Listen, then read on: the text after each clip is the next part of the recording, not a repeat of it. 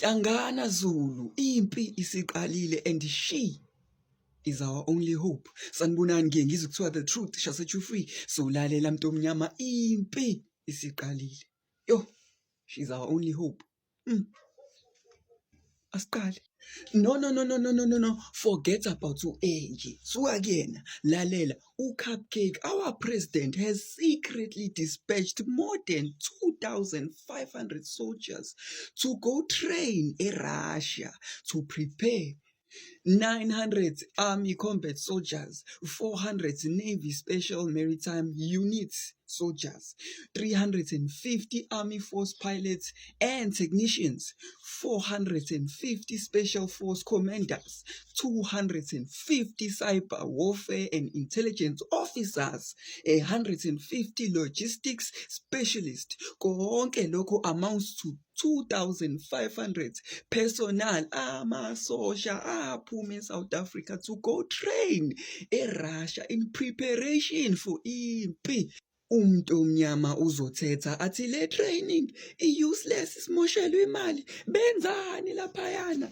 Awu understand, lalela, I will teach you everything engifunde kuma-documents.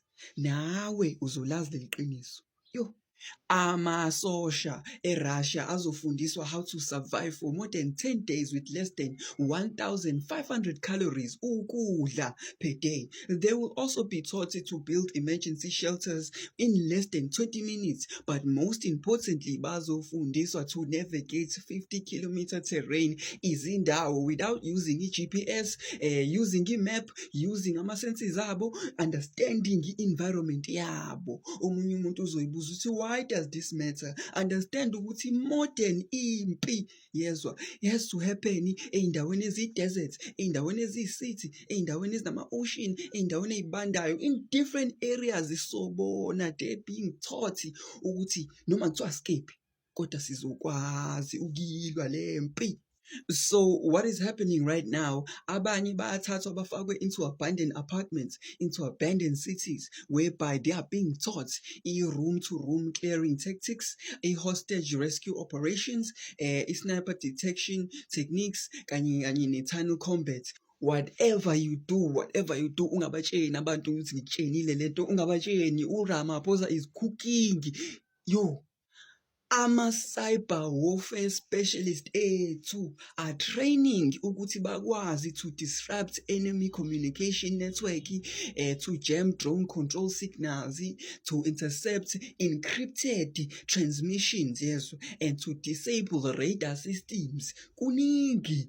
And I am sure uyazibuza right now ukuthi imalini yonke lento le. So let's follow the money. 1.8 billion in training expenses, 600 million in transport and logistics, 400 million in equipment and upgrade. All of that is estimated to cost South Africa more than 2.8 billion. My question is it worth it? Noma siyaphapha nje South Africa. Is it worth it? Noma siyaphapha.